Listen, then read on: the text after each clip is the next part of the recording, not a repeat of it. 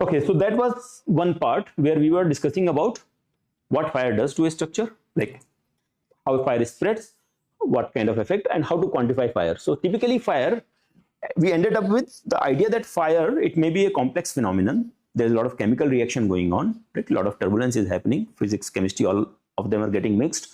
Ultimately, we will quantify fire with the help of temperature. Temperature will be the only parameter that we will use to quantify fire. More strictly speaking, it should be heat release, not the temperature, right? Because temperature is kind of an outcome of heat release. Heat release is the more fundamental parameter that should be used.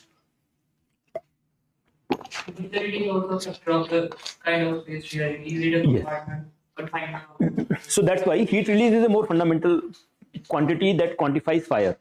Temperature depends on so many other things also, right? So temperature, for example, if I have a fire in this compartment and I put a very cold component here, right next to that component, the temperature will be affected by the presence of this thing. It will be radiating heat or radiating cold, and right next to it, temperatures will be lower.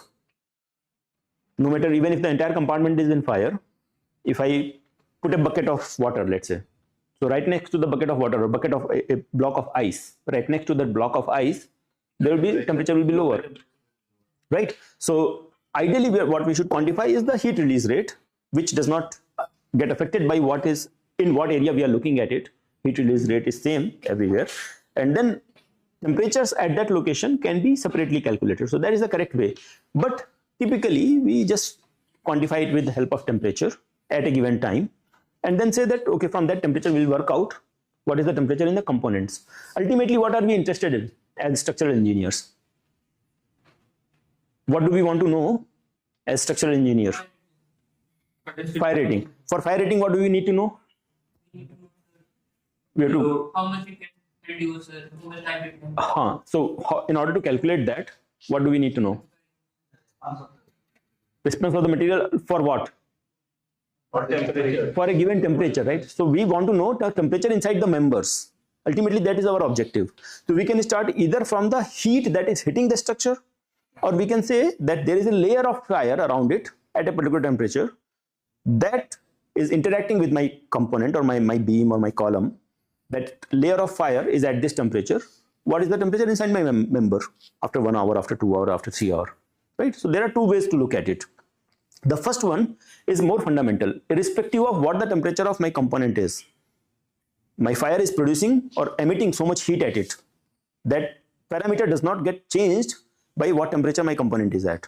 But the fire, the temperature of the fire gets affected by the temperature of the component, because the blanket of fire, if you can imagine, there is a blanket of fire around the member. That blanket temperature, if you can think of a thick layer of fire around it, that temperature is affected by the temperature of the member itself, right? The fire is cooler in the vicinity of the member, right? So therefore, heat release rate is a more precise parameter, but we don't use it, right? We just use average temperature in the compartment and say that that is the temperature in the vicinity of the member, and we go ahead with this.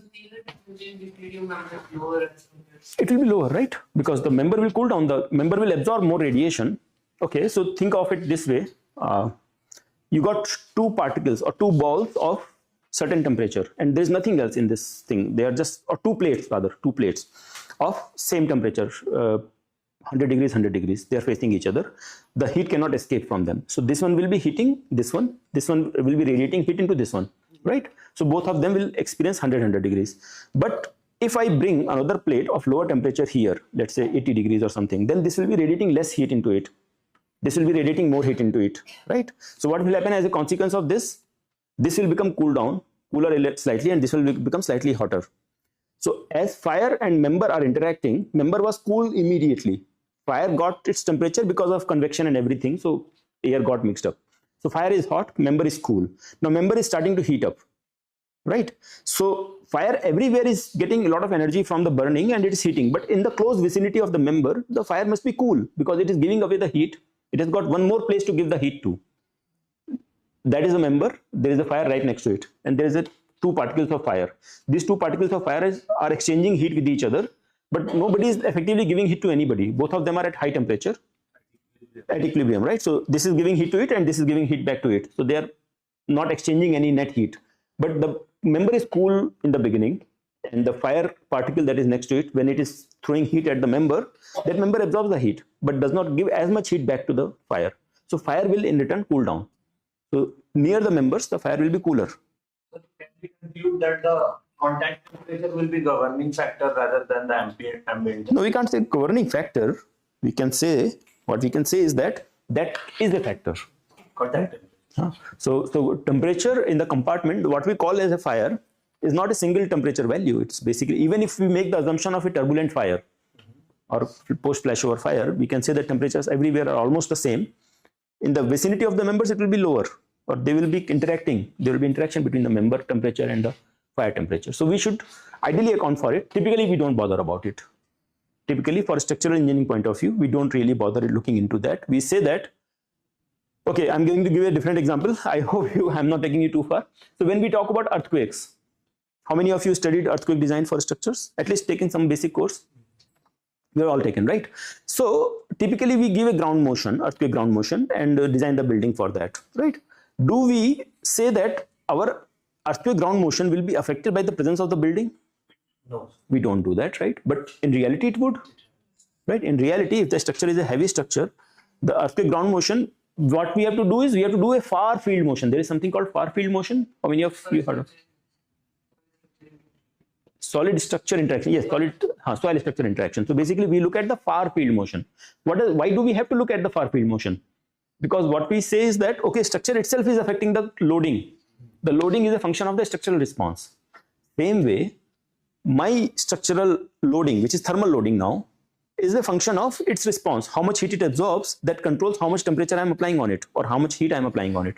So that interaction should be accounted for. But most of the earthquake analysis we do, assuming that far field action is acting right under the beam, right under the building. We don't say that it is acting 1 kilometer away.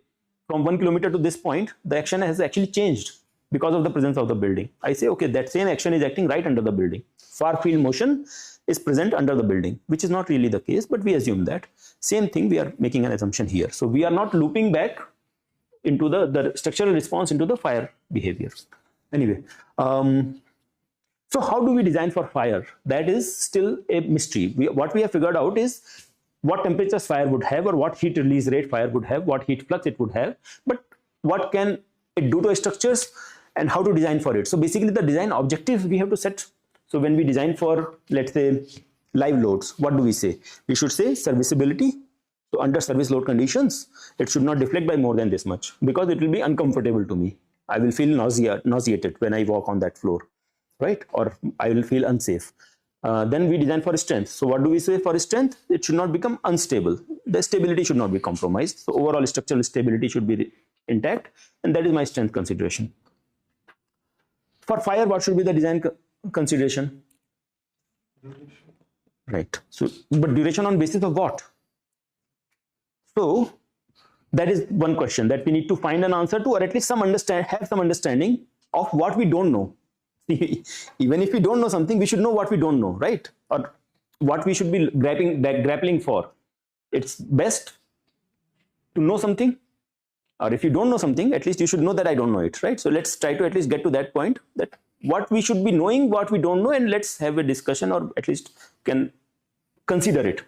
The second part of this design consideration is, how is it being designed right now? So what are the methods that we use to design different structural members? And those methods are very complicated, and there are some alternatives. So what are those alternatives? So first question was, what should be the design objective for fire? And in fact, a lot of people who work in fire, they don't quite understand what are we designing for when we are designing for a fire, right? So there are 4 different possible objectives that can be there. One objective can be that, okay, when there is a fire in a building, the fire hits, within a reasonable amount of time, all my occupants should be evacuated safely. Then I don't care what happens to the building. So you saw that 1-story, 2-story single house that was in fire.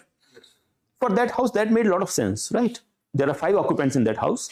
As long as those 5 people are able to evacuate, let the fire department come if they can come. If they cannot come, that's also okay. Let the building burn down, right? There is some loss, but as long as lives are saved, it is fine. So that can be a reasonable objective for certain type of buildings. But for some other buildings, maybe we would say, okay, it may not always be possible to evacuate everybody. Maybe there are some disabled people. So then, or it may be an assembly, there may be children, or it may be hospital. Then we have to say, okay, we have to contain the fire. We cannot let the fire run widely. So we should have a system of fire rescuers or firefighters or active fire protection system, or some of those things should trigger in, and rescue has to be done, and fire should not become uncontrolled before that time. So that is basically the second objective from fire safety objective, right? The third objective can be the firefighter should be able to contain the fire. Not just that they should be having enough time to rescue people. Rescuing is one objective, that they should be able to remove everybody from the building. The third objective should be not just that they should be able to rescue, they should be able to contain the fire, right? We cannot allow this building to burn completely to its wish. We have to contain the fire, and we just need to have the building have enough strength so that firefighters have enough time to contain the fire. And the last objective has to be, or can be, the last way of thinking about it. And I have met practicing engineers who vary from this objective to this objective without understanding what type of structure they are talking about, right? So this is very critical to understand. The last most highly demanding objective could be, this is very, very demanding on the structural engineer, that no matter what rescue or evacuation operations we can conduct, we don't want the building to have any collapse or any failures. Let the building burn out. All the fuel that is in the building, let it burn to its content, everything to the final piece of paper. Let it burn. In that entire duration, the building should not collapse, right? What would be your understanding for, let's say, Burj Khalifa? Which of these objectives should Burj Khalifa meet? The first one. The first one. After that, let the building fall down. After you are able to evacuate the people, let the building fall down and collapse on itself. Last one, right? Because it's almost 800 meter, 700 meter tall building. You will never be able to evacuate everybody safely. Lifts will not be operating in a fire condition, right? So when the lifts are not operating, how will you evacuate anybody?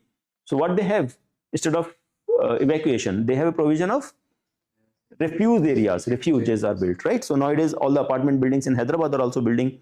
You go above, I think 15, 16 stories, then you have to build a floor for refuge. I think 16, there's some numbers, 16 or 17, beyond which you have to put a floor just for refuge area where the people can come in case of fire or something and assemble, so that area will not have any combustible material. I don't know what provisions they take care of. Basically, fire will not be affecting them and building will be safe.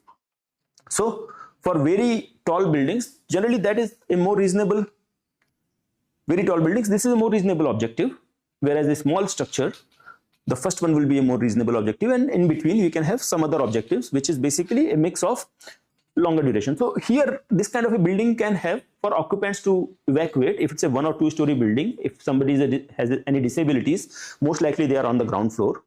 So if they're already on the ground floor, it may take 10-15 minutes for them to evacuate. So 30 minutes of fire resistance may be adequate for that kind of a building. So within 30 minutes, fire should not grow so large that they should not be able to evacuate, and building stability should not be compromised, right? But for this kind of a building, you have to design it for such kind of a fire, which is produced by burning of everything, right? And it is best if you can contain fire to one compartment or 2 compartments rather than spreading to the entire building. So that should be also one of the objectives. Then only you can contain. If everything starts to burn in every floor, then it will be very difficult for any building to survive. But if you can contain the fire to one compartment or one floor, then there is a decent chance. But still you have to count for every piece of fuel to burn before the fire extinguishes, right? Because what kind of firefighting is available on the 600 how many floors are there in Burj Khalifa? I think close to 150 or something, or more than that. Yeah. So like at 150th floor, what kind of firefighting abilities do we have? You have to come with a helicopter or something to spray water into it, right? So sorry. Yeah. So therefore, these objectives are not very clear, and none of the provisions, international provisions, very clearly specify for which of these objectives we are working. If you go to NBC, National Building Code, you are all familiar with National Building Code, right? National Building Code is basically has a lot of similarity with several of the IS codes also. So NBC Part 4 deals with fire safety. What it says is that there is a parameter called how much of I'm forgetting that FAR or something. Floor area ratio. Huh? So floor area ratio basically directly is controlled by the number of stories you have in the building. So if you have more stories, FAR increases. So for FAR of I think 2 or more than 2 or 3 or some number like that, which is basically relatively small building, all your columns in that building has to be type 1 building. Type 1 building basically requires all your gravity load resisting systems, columns, etc., which is supporting more than one floor. They have to have 4 hours of fire resistance rating. Right? So basically what they are saying by mentioning that 4 hours is a long duration fire, a lot of fuel can be burned in that 4 hours. Essentially what they are saying is that any building that is more than 3-4 stories building, it should be able to burn the entire fuel out and should not collapse. Essentially that's what they are trying to communicate, not in so many words, but I think the spirit behind that, the sentiment behind that was that, right? Floor systems are designed for 2 hours of fire, typically a single floor system meant for 2 hours of fire resistance rating. So what they are saying is that because floor system do not always lead to the collapse of the building. A floor can collapse locally, but may not necessarily lead to the system collapse. So, but in a very, very tall building, even floor system may have to be designed for 4 hours. That is my opinion. So we don't know what objectives we are trying to satisfy, but what we have been told by NBC, similarly by other international codes. In America, we have ASCE, American ASCE 7. ASCE 7 gives us the load values, also the expected response.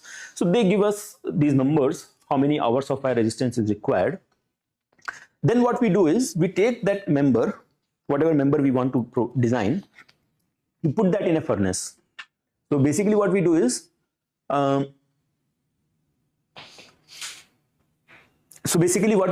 we apply service loads on the member. So let's say we want to know whether this particular column will have 4 hours of fire resistance rating or not.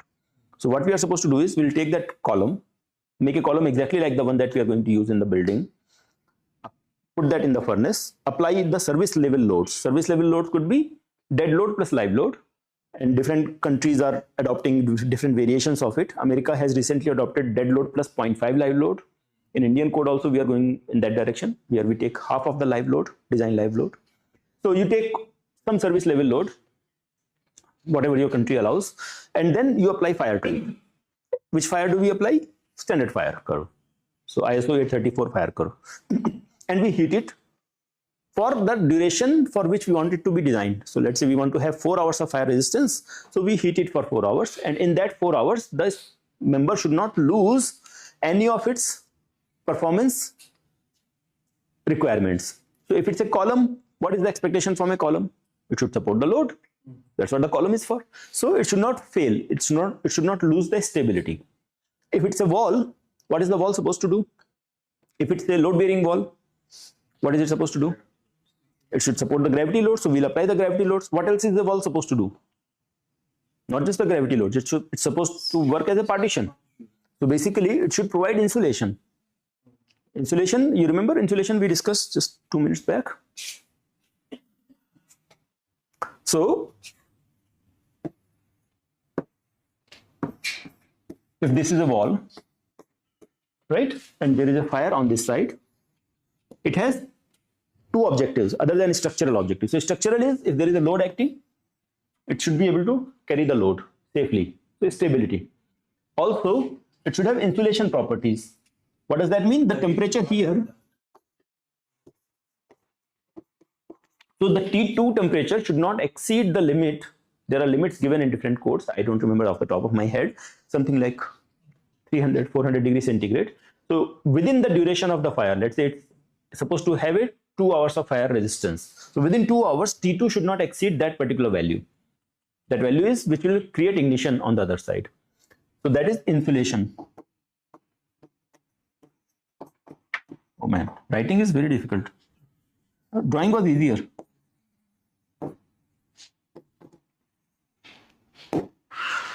So that is insulation. What else is the third one? Isolation. What does isolation mean? Wall should not crack. the wall should not crack. So if the wall develops a crack, which allows the fire to jump out of it, right, leap out of it to the other side, that is called not insulation, isolation.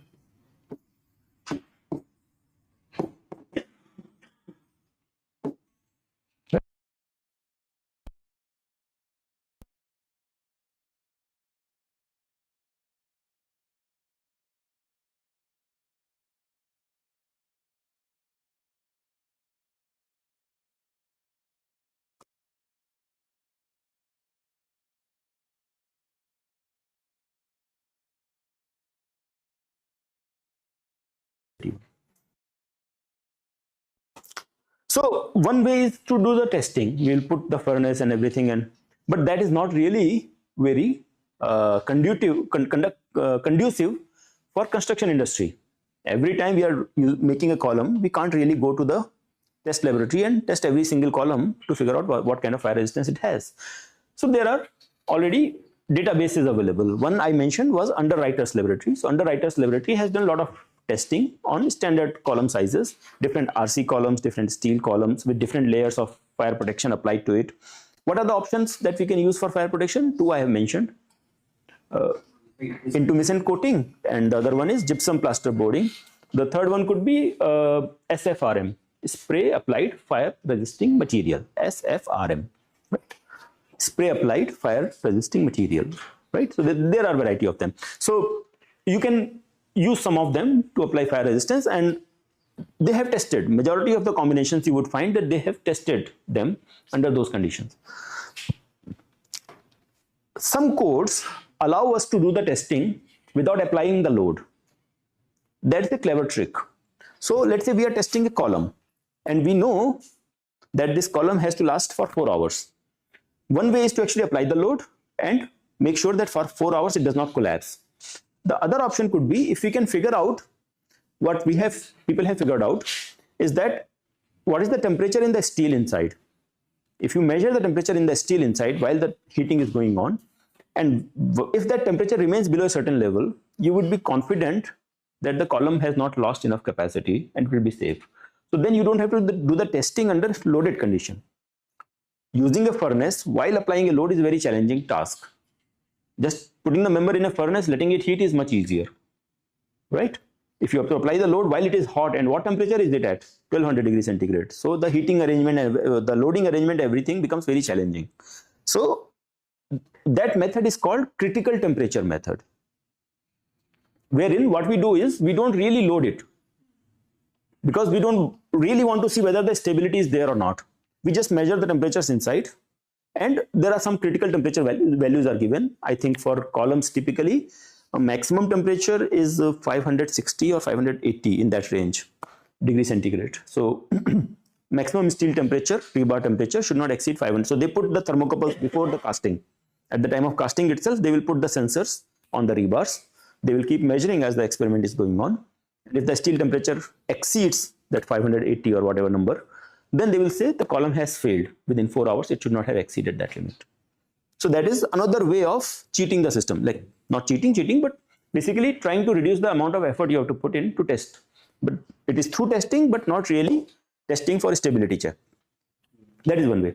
But even better way is to just not have to test at all. So you can go to the database and find it. So if you have a system that has already been tested, you can go to the database. Underwriters Laboratory has mentioned a big database, given a big database. Others have also done similar libraries. You can find, okay, my column was 400 by 400 mm in size, these many rebars, this type of concrete, this is strength. They tested under this load for this many hours. This was the performance. My column is meeting all these requirements. This much cover, same cover I have. I'm good to go. You can do interpolation also. They allow that. So that is the traditional way. That's how we are doing.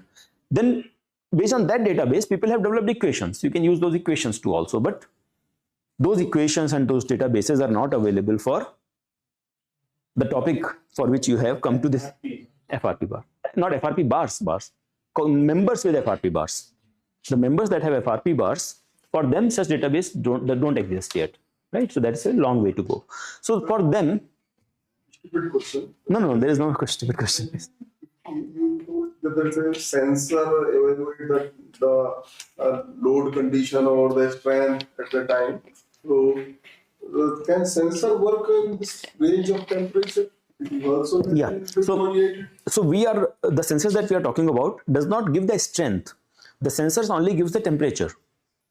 It's a temperature sensor. it works in that temperature. Yeah, so it's a temperature sensor. It is meant to work for that temperature. So if you have to measure 1200 degree centigrade temperature, how will you measure 1200 degree centigrade? There has to be sensor that can measure, that can work at 1200. So there are sensors available. There are metals available. That TSC we saw that open was there and below that kind of sensors are there. Huh. You couldn't see. Right. So in that one also you will use some kind of a thermocouple which will measure the temperature. Might be in the case in the World Trade Center, What kind of case? like Osama bin Laden determined at what temperature the steel will collapse, and ultimately the Yeah, sorry, you didn't complete your question. Actually, the piezoelectric sensors, piezoelectric sensor. We are telling. Right. So piezoelectric sensor does not deal with temperature as such, as far as I know. Generally, it is basically it senses the stress and creates the vibration. They are used for mentioning the strength parameter. Yeah. So what I'm talking about is just measure the temperature and have a correlation developed between the temperature of steel and the strength of the member. So that correlation is not explicitly mentioned, but if you know that the strength of the temperature in steel has not gone beyond 580 or some degree centigrade, then you know that it has adequate strength left, because you know that column was designed for sufficient strength at ambient temperature. Service loads are only about, let's say, 60% or 50% of ambient loads.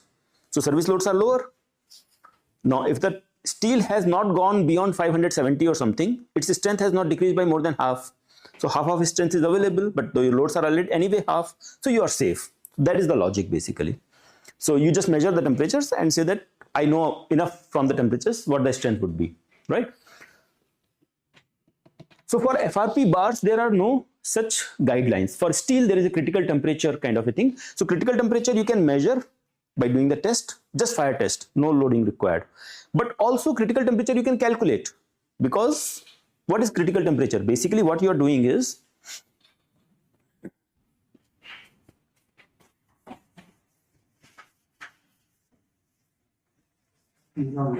that's fine. If let's say I have a column, if I have a column, square column, and I want to know what is the critical temperature at which the rebar should not exceed that value, all I have to know is outside is all fire everywhere. From all sides, the heat will be flowing inward. If I can predict, if I can develop a numerical model or something to find out what will be the temperature at this point after every few minutes, then I can figure out whether this is going to reach the critical temperature in 4 hours or not. And that critical temperature is 500 something degrees centigrade. I don't remember the number, that's why I'm just writing 5 ...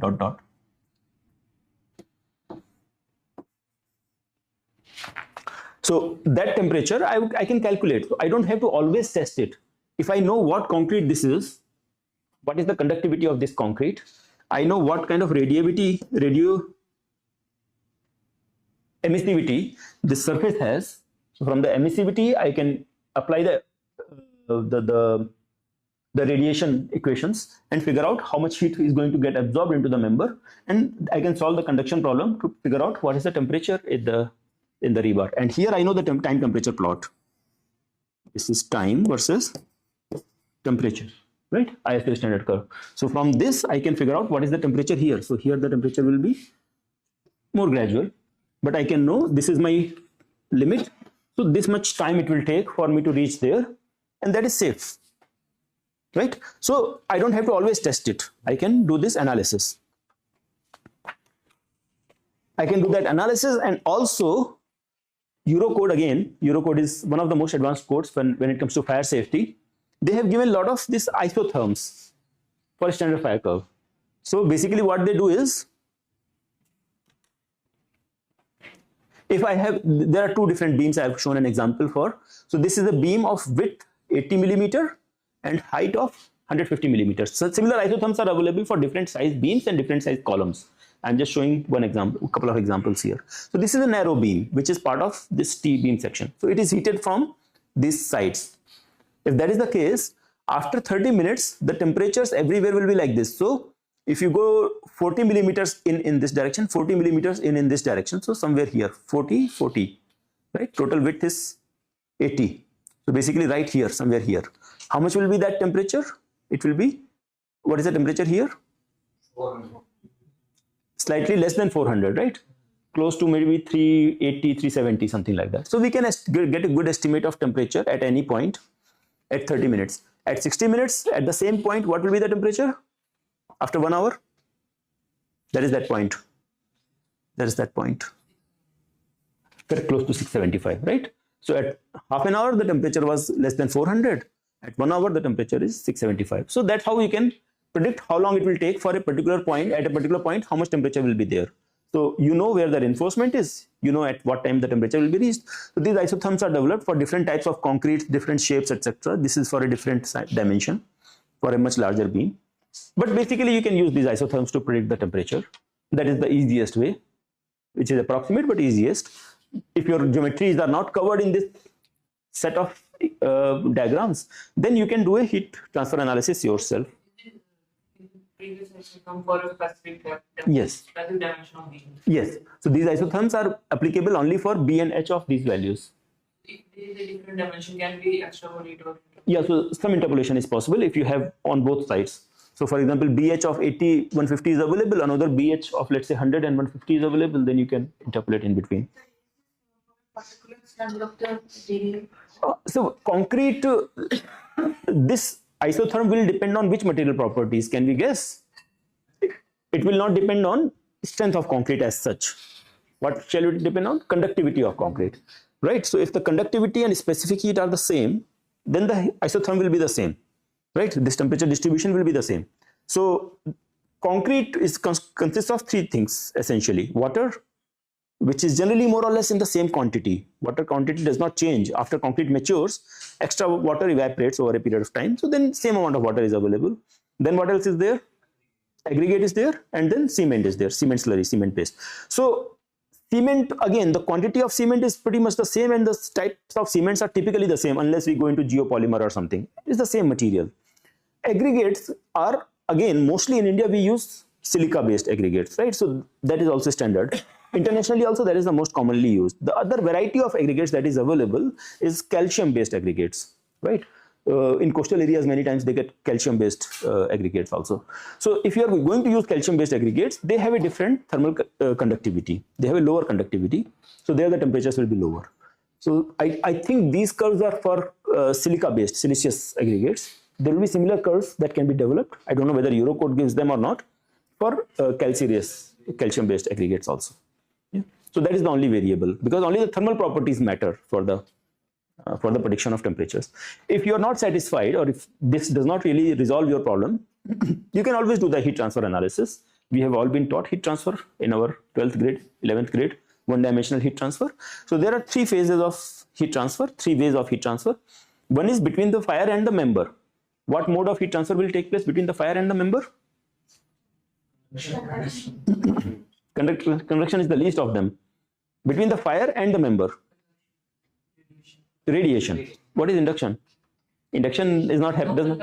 Convection, yeah. So radiation, because the type of temperatures we are talking about, anybody remembers radiation equation? I have not written it here now. Yeah. Anybody remembers radiation equation? Radiation is heat flow equals to something. E equal to mc square. No, that's not the radiation. So, Stephen Boltzmann? Yes, sir. Sigma is to Sigma is a constant, no? Sigma, why would you do it? Sigma comes in there. Radiation equation. See, sigma was a constant. That was like less important part. Heat flow through radiation is proportional to capital T. What was capital T representing? temperature.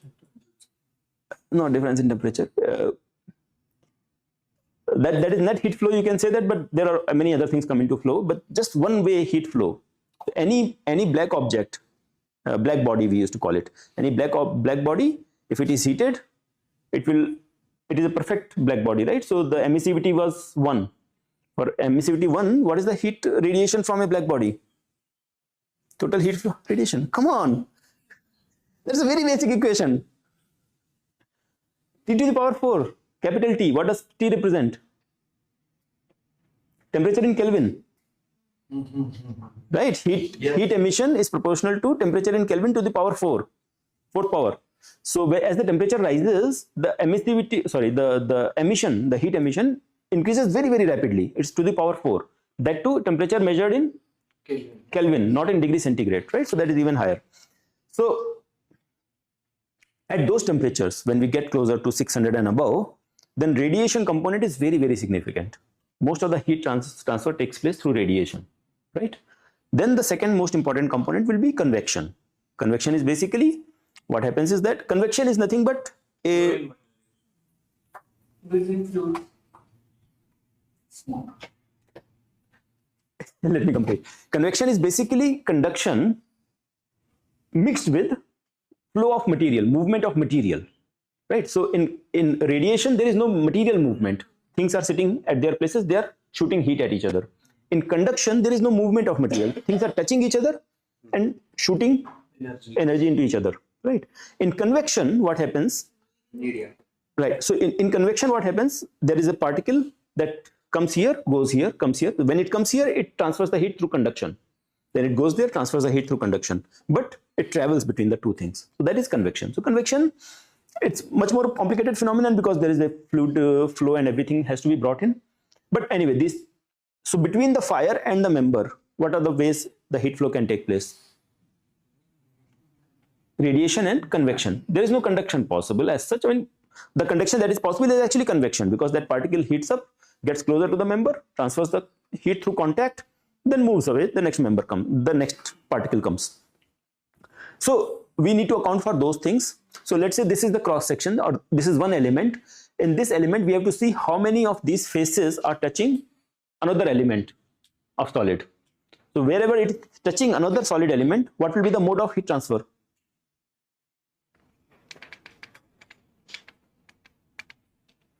So this is a member, this is one element. There will be back side of this. What will be the heat transfer mode? Between the elements, right? Solid element, contact, conduction. This side conduction. From this side we will have convection and radiation. From this side also convection and radiation. All the other sides conduction, right? So likewise we can write the equations of heat transfer, heat balance equations for each member. Now what heat balance equations are required?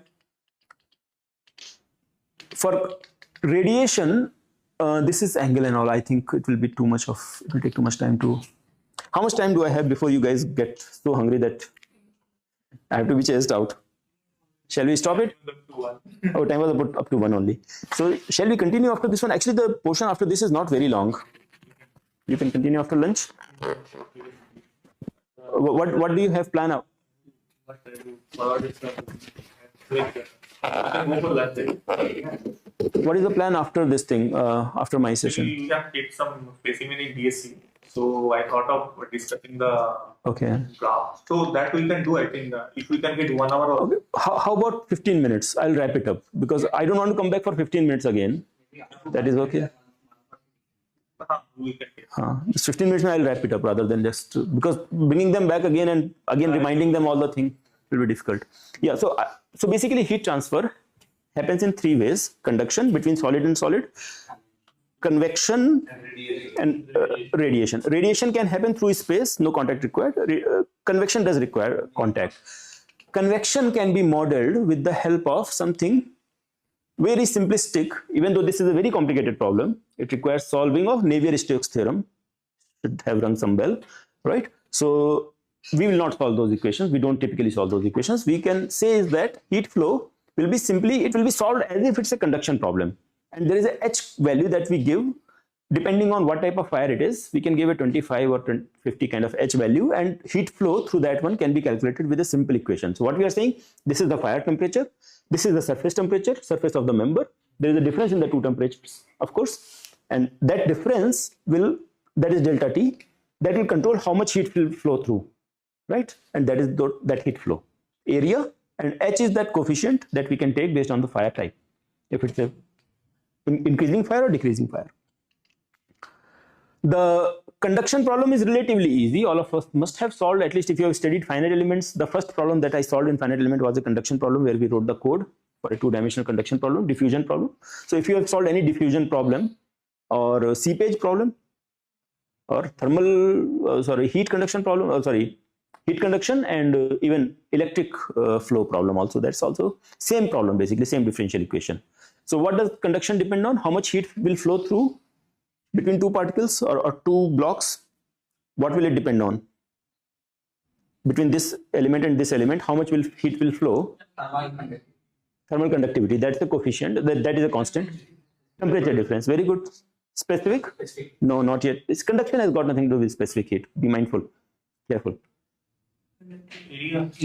Area, right? So more area, more heat will flow. So that is, we can normalize against the area. We can say per unit area how much heat will flow. So the difference of the thing. So it is not the temperature difference. What we call is a temperature gradient.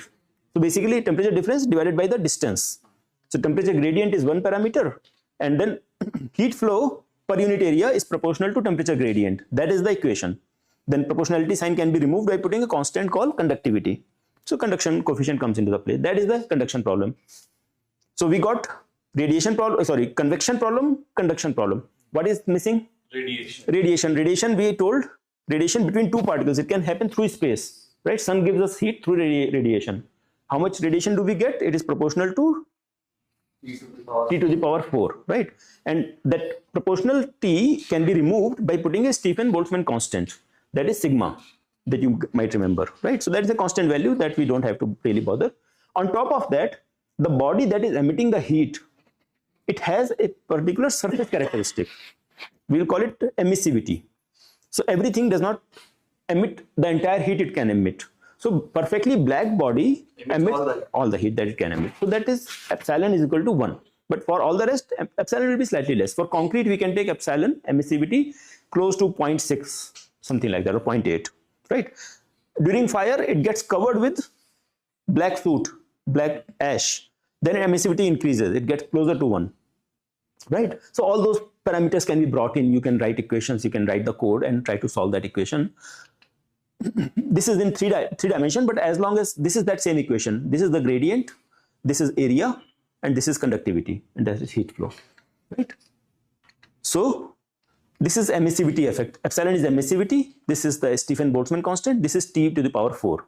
And then you can take the difference because both things are emitting heat at each other, right? Even though beam is cooler than the fire, beam is emitting heat to the fire and fire is emitting heat to the beam. And both of them are exchanging heat. Net flow will be from the fire to the beam. So we can calculate that, figure it out, and then this I'll skip. And basically what we say often is that even though fire is away and near, everywhere, near the member, so this particle of fire is sending radiation to this surface, this particle is also sending. We will not bother about all these individual particles. What we will say is that it is blanketing the member. So as if it is a surface of fire sitting right next to the member. And the entire surface is emitting heat to the entire surface of member. So that makes our calculations easy. It has been observed that it gives a very close approximation. So you don't really have to worry about the size effect. The room is bigger. Particles from 5 meters away are also emitting heat. That you don't have to worry about. You can just account for all this and be done with it. Because we already assumed that the temperature is uniform. Not just that, because the air density and everything matters. So here we will just take a layer of air around it, and that is good enough estimation. Size effect. So basically, by doing all these, solving these three equations, we can figure out what is the temperature at any point inside the member, right? So if it's a concrete member, steel member, whatever it is. So these are some of the analysis results. This is numerical analysis. So we have solved. This is from our group only. So we have basically solved those equations, and we can solve them implicitly, explicitly, and get the temperatures inside and predict the temperatures. Now comes what happens to the members, different materials at high temperatures. So concrete, have you guys learned what happens to concrete at high temperatures? No, right? So funny. So anyway, so fibers, we are talking about glass primarily, but there are other types of fibers, basalt fibers, carbon fibers. There are a lot of people who have studied them. Basically, all of them lose strength. And what is critical to us is strength, basically, right? What happens to materials as we heat them up. So these are some of the examples, and these are not really conclusive research. A lot more research has been done. And nowadays, all these fibers are coming with different type of new coatings, etc., which may change the behavior a little bit. So this is E glass after 2 hours, E glass after 3 hours. You can see duration also has a role to play, not just the temperature. So if you keep at the same temperature for longer duration, there is a change in behavior. And this is basalt fiber. So basically what you can see is that as the temperature increases, if we want to say that at what temperature we lose about 60% of the strength, that is 40% is residual. So we are looking at a temperature range between 500 or 400 something to approximately 500 something, right? So around 400 to 500, we can say about 60% of the strength is available, 40% is lost. Sorry, 60% is lost, 40% is available. Why 40% available?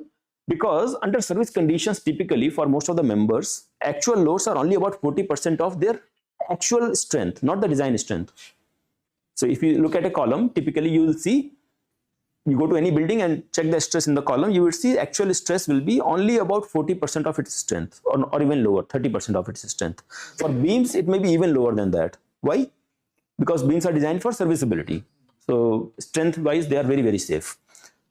Fiber failure, if you see another study by basalt on basalt on E-glass, again you can see here, I think there is a, so if the ambient original strength was this much, the 40% will be approximately somewhere here, and that is again ranging between 400 and 500 degrees centigrade. So at around 400, 500, we can feel like it's the critical temperature value for most of the fibers, right? GFRP or just the fiber part. At up to 400, 500, we would have at least 400 strength, 40% strength available, right? But FRP bars are not made of only fibers. They are also made of resins added to it. So if you look at the FRP bars, the FRP bars will behave differently because resin is the part that is holding the fibers together. If the resin is gone, and resin, what happens to resin? You guys know? Softening, right? At what temperature? Right? Yeah, around 100 degrees centigrade, TG, class transition temperature. That has been covered several times, right? So here, if you look at it, we will say at 40%, at what temperature range? This is FRP bars, between 300 and 400, right? So even though fibers were performing better, the composites, this is FRP, will perform poorer. And the one that is performing better, actually, if you see, this is already placed inside concrete. If you place inside the concrete, then the same FRP will perform better at the same temperature. You are measuring the temperature in the FRP bar. Still, just placing it inside concrete makes its performance better slightly. But if you just test outside, the performance is poorer. Why? Anybody? There is? But heat is temperature only, no? In concrete, there is cover. Insulate.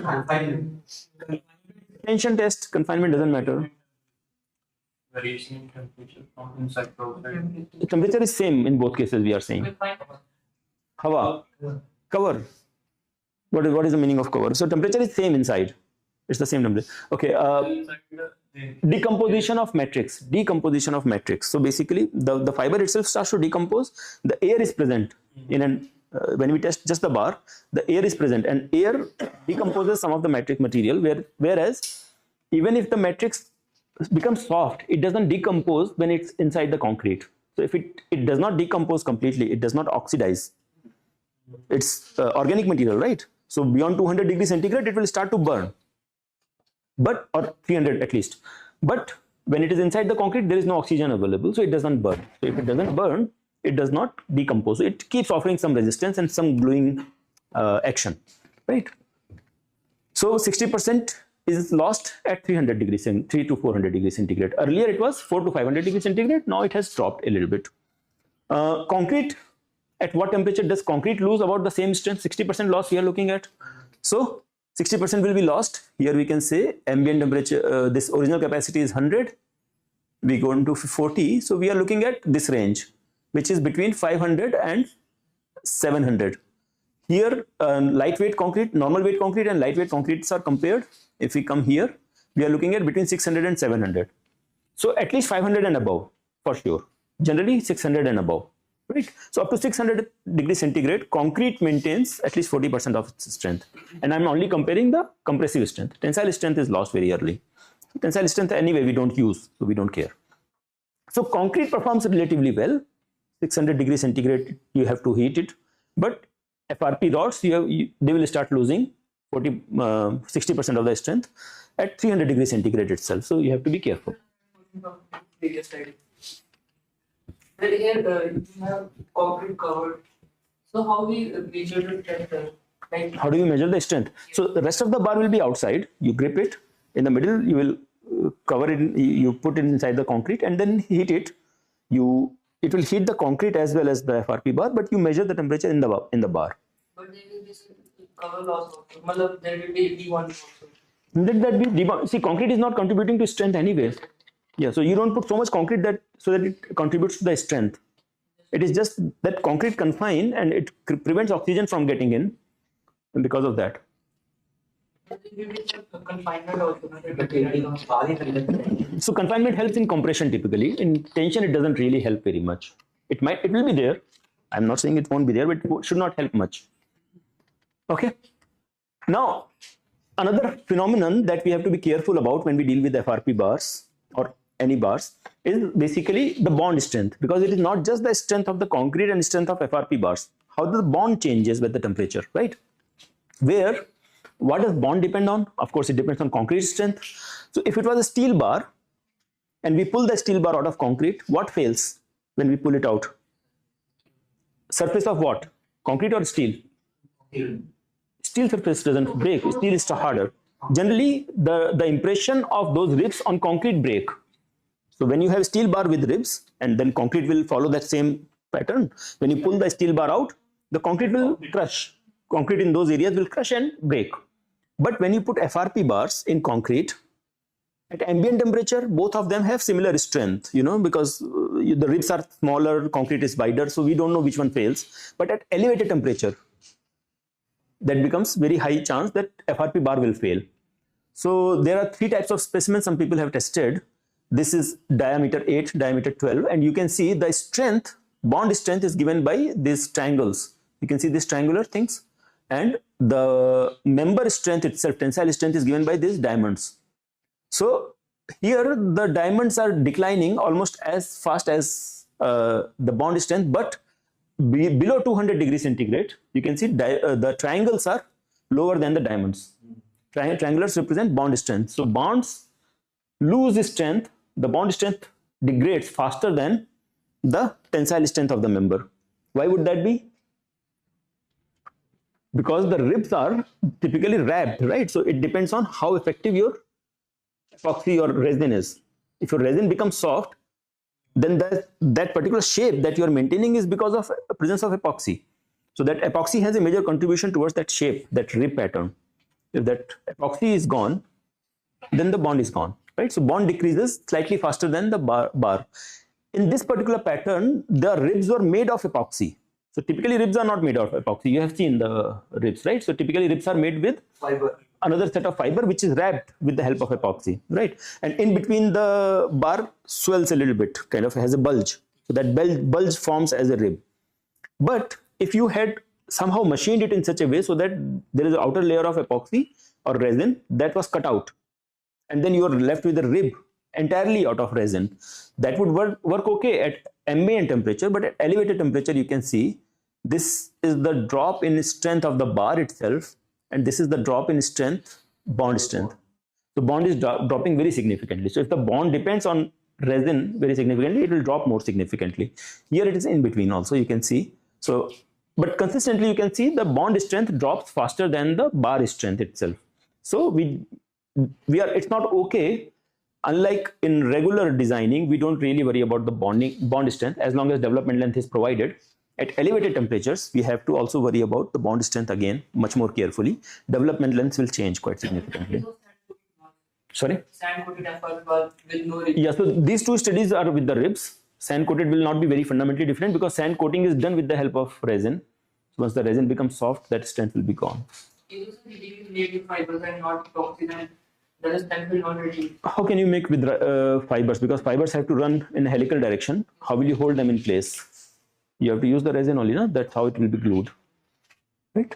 So generally, when it comes to designing of FRP members in fire, there is no standard guideline as such. You should understand the fundamental behavior, and from there you can try to use it. Critical temperature method is what is typically used still now. So we saw at what temperature does rebar lose most of its strength, or 60% of the strength? 300. So we can say about 300 degrees centigrade temperature is good enough as a ballpark. But be mindful of the bond. What is the issue with the bond? You have to have the rebars anchored in a portion which is not heating. Then you don't have to worry about the bond. What does that mean? Can anybody elaborate? Because the temperature is below there and No, elaborate the whole sentence. Not because, just what I said. Your answer is correct. Elaborate again, so that everybody can follow. because if the handling is done in the cooler zone, then the bond will not prevent.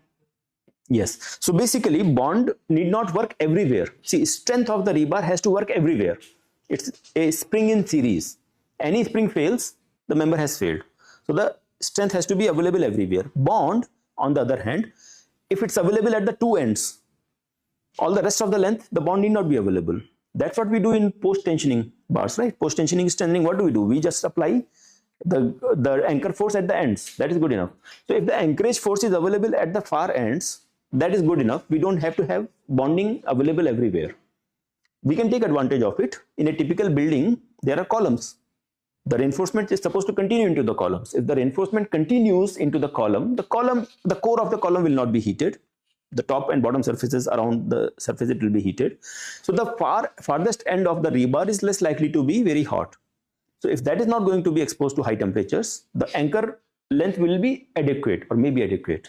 If that is the case, then we can think of 300 as a rough approximation.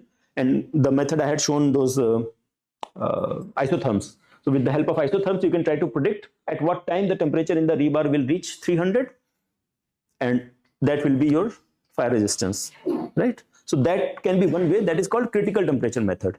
Even though it's not the most ideal way of measuring the performance, because there are many other phenomena, which is thermal expansion and so on, and those things will lead to the deformation and cracking of the member. If the member cracks, especially slabs, etc., then it's not really as straightforward a study, right? Serviceability, typically when it comes to fire, we don't check for serviceability, because what is serviceability? How much deflection we can have? When we have fire, deflections can be 10 times greater, right? So we don't really bother about serviceability. We are not saying that I want to be comfortable when I'm walking on the floor which is on fire. Of course, you'll not be comfortable. You should just escape out of it, right? So we don't bother serviceability so much. So generally, serviceability is not covered. Cracking is covered. Cracking is an important phenomenon, not because cracking from durability point of view, cracking from propagation of fire, fires leaking from those. So cracks are important. There is no standard good method to know what will be the crack width for a under fire conditions. So even for steel methods that are available, typically we know that reinforcement should be uniformly distributed, but under fire conditions, what is the crack that you are going to develop is not very well understood, and for FRP even that is not understood. So that part remains relatively not well understood. So we should provide as much reinforcement as we can. Strength, yes, strength can be calculated, and actually there are a lot of methods. When beams are covered, I think moment curvature diagrams must have been covered for FRP reinforced beams, right? Somebody has covered that. Moment curvature didn't cover. Oh, he will cover it. Okay, so when moment curvature is covered, so there is basically what you have. The best way to know the moment capacity of any flexural member is to plot it against the curvature. So you keep increasing the curvature of it, and there will be a peak moment value. That is the best way to know the moment capacity. You can do your design calculations also, but design calculations have a lot of assumptions in them, which does not allow you to get the expected strength. It will give you the design strength, but expected strength, if you want to calculate, you follow the moment curvature method, where you increase the curvature gradually and let the moment increase along with that. That approach can be used at high temperatures also. I have listed some of the methods. I would suggest that you go through these steps. Yeah, I have listed some of the steps along the way. In that moment curvature method, if you want to develop, you have to use the thermal elongation of the beam also. So some portions of the beam will be heated more than some other portions, which will introduce a bowing effect in the member. That Bowing effect, after taking into account that Bowing effect, you will do equilibrium balance, force equilibrium, moment equilibrium. So basically force equilibrium will give you the neutral axis location. And with every increment in curvature, you keep finding the new neutral axis location. I think that exercise will be done if Professor Surya is going to do the moment curvature diagrams for ambient temperatures. If you learn how to do ambient temperatures, that exercise for ambient temperature, only thing that you will have to change is the thermal elongation coefficients. So I have taken from one literature, there are a lot of other studies on that. So you can pick up the thermal expansion coefficients that have to be brought into that exercise, which will allow you to plot curvature versus moment, bending moment versus curvature. So as the curvature increases, bending moment resistance also increases, which can be, you can then draw the tangent to the peak, and then that will give you the maximum moment capacity of the member, right? So typically that is what we follow for calculating of bending moment capacity of a beam or a slab. For columns, generally FRP bar doesn't do much. Longitudinal bars in a column hardly have any role to play. Their strength is not that high. It is the stirrups that have a much greater role to play. And stirrups, again, you have to just be mindful that they don't heat up too much so that they lose their strength to binding, right? For beams, yes, flexural capacity can be affected by fire. One thing we have to be, we should know, or we should keep in mind, is that most of the beams, FRP strengthened, or beams with FRP rebars, they are designed for what limit state? Generally, they are designed by serviceability, right? Serviceability controls more than the strength most of the times. So if it is governed by serviceability, that means strength-wise it is extra safe.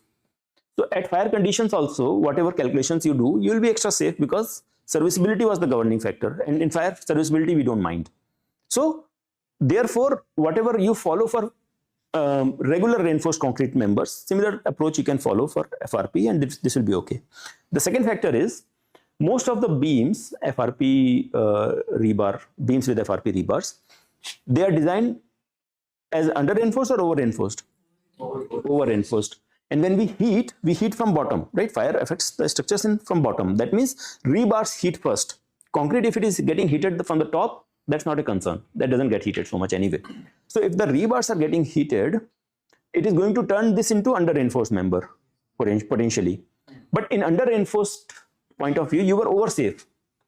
You had provided extra reinforcement than what was minimum required, right? So even if you heat the rebars, it is not going to immediately lead to the failure. So even, let's say the rebars lose 50% strength, but the beam will not lose 50% of its strength. In steel, it will happen.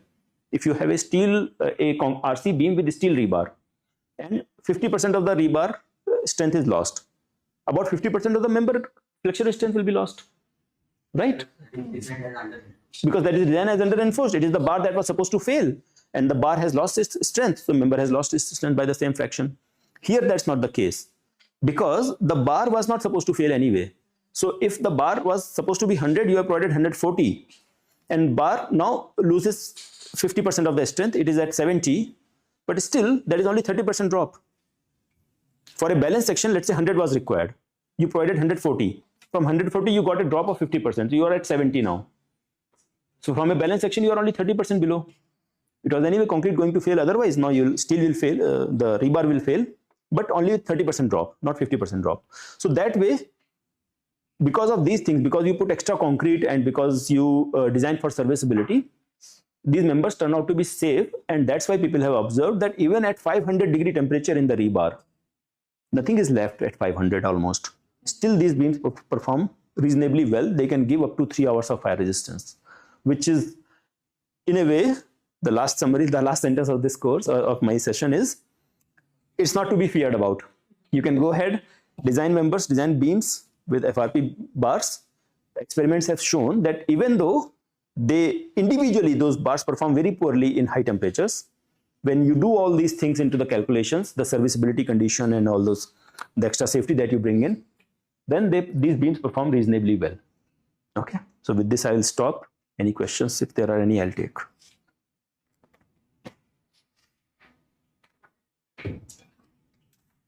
No? Can you suggest some reference textbooks? Yeah, for FRP in fire, there are no Fire, yeah, there are quite a few textbooks. I would, as a starting material, I would suggest Buchanan. I'll write it down.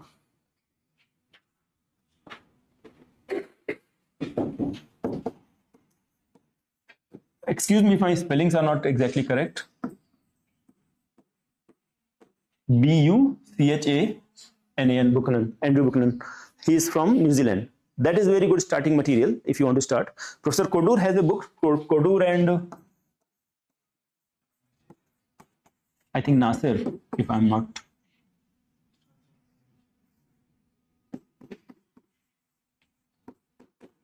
Venkatesh Kodur, right? These are the two most commonly used books as a reference material, but none of these books give you the exact method to designing. The problem is structural fire engineering is not matured field as a field so much that you can use them directly as a design guide, unlike your RC design, etc. All of them will give you a lot of reference material. Again, you have to read those papers and reports and test reports and then try to understand the behavior, right? So so far this field is not so mature that you can simply take a book and then start designing the members. Yeah? So these are the two good books. There are a couple of others. There are one by Franson, but Franson is more on the design side. So, yeah, for that purpose, it might be good. If you just want to have some design examples, Franssen. So this one is more specially available directly for if you want to do designing.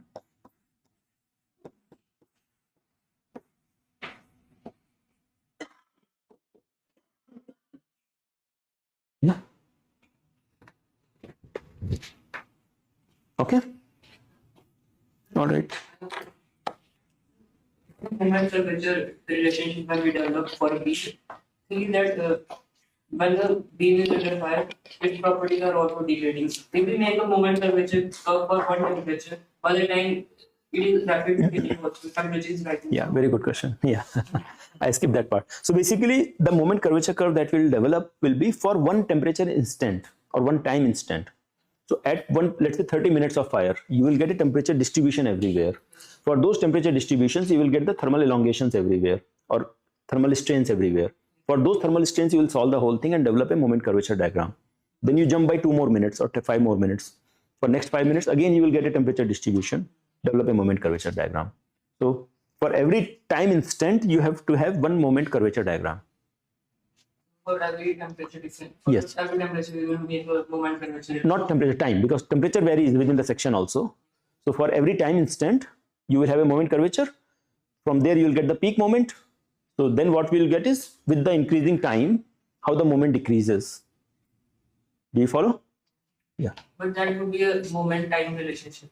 So ultimately, you will get moment capacity versus time relationship. What moment curvature gives you? Moment resistance versus time versus curvature.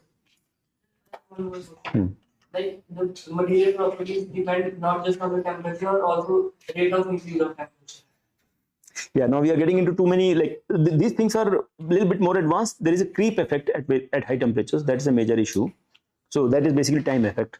So as I had shown in one slide, it is for how long you expose glass to fire, that also affected its performance. So basically, the things, let's say, when we design concrete members, we bother about creep, right? We say that creep deformations are significant. But when we design steel, we don't never bother about creep.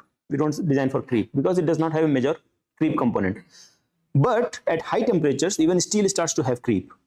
So we have to design for creep deformations at high temperatures. Even 2 hours of fire can produce enough creep deformation. Generally, creep we talk about months and years. But under fire, within 2 hours, you can generate enough creep deformation. So those things you should worry about. Generally, design provisions, that is not really looked into. Yeah. You can't simulate. So depends on how much accuracy you want. So the most important factor is the change in strength, then change in stiffness, then you bring in the creep effect, thermal elongation. So thermal elongation is much more significant than creep effect. Creep effects are important, but there are many other factors which may be important, but we don't simulate everything. If you want, you can simulate. Generally, in our research also, mostly we are not simulating creep effects very accurately, and our overall predictions are reasonably accurate. what are the inputs we are giving for the different, what are the independent factors, independent variables like temperature, the rate of increase of temperature, or Yes, so rate of increase, because time does not have a work as a parameter here. Only the heat, during the heat transfer analysis, time has a role to play. For the rest of it, time does not have any role to. It's a static problem, right? So then rate of temperature change doesn't matter, right? Unless you bring in creep. If you bring in creep, then the rate of temperature change also will have to be specified. And then there are creep related parameters you have to give in material properties. I think we can allow others to go if they don't have any questions. Yeah. What effect is observed during the reduction in temperature that you told in that graph? Yeah, I think it will take too much time. If you are interested, you can read some of the papers. So basically what happens is that, let's say this is a beam. When the fire was attacking this beam, the beam was expanding, right? So beam would push the supporting columns away from each other. And during that process, because the temperatures are high, the beam will plasticize also. Yes. So it will plasticize, the joints will plasticize, something will happen. Then the fire dies out. Now the beam starts to shrink, contract. When the beam is trying to contract, all those joints will be under a lot of tension force demand. And those tension force demand, so under compression, those joints perform perfectly fine. Because they can push, pushing is easy. Yes. But when you start to pull, those connections start to fail. If there is a rebar, that rebar will start to fail, it will go into tension. See, concrete will perform very well in compression. But when you start pulling back, the concrete will crack very easily. And the entire tension demand will come on the bars. So those bars should be able to resist all the tension demand, which is coming from the contraction of the beam. And at individual level of fiber. So if whether the bar is able to handle or the fiber is able to handle, I think the two are related. Is that why in the experiment of determination of fiber content, sir, for the testing, Yeah. we cool down the furnace back? But how would you measure the weight if you don't cool down the furnace? You have to cool down the furnace now before you can take the thing out. No, I don't think so. There the decomposition has happened at 500 degrees centigrade. Yes. Then if you can measure, you can measure at high temperature. The cooling is being carried out just to be able to measure the measurement. Yeah. Any modeling tests were carried out in your laboratories for in the Yeah, so experiments also we do. Generally for the Generally what we don't allow FRP to be heated in large quantities in the lab because they produce a lot of these toxic gases. So because all this polymers are used, right? So we don't do high temperature tests, especially if they are not directly exposed to fire. If they are inside the member, then we can do the heating, and we do a lot of such testing, wherein the FRP like members strengthened with FRP bars, they are tested in the lab under fire conditions. We do that. So that we have to come to the conclusion that after getting the fires exposed up to, we get 2 to 3 hours retention period to come into over reinforced to under reinforced to the section, and we get. Yeah. In fact, we have a lot of work done in that area, and others have also done. So it's not just we have come to that conclusion.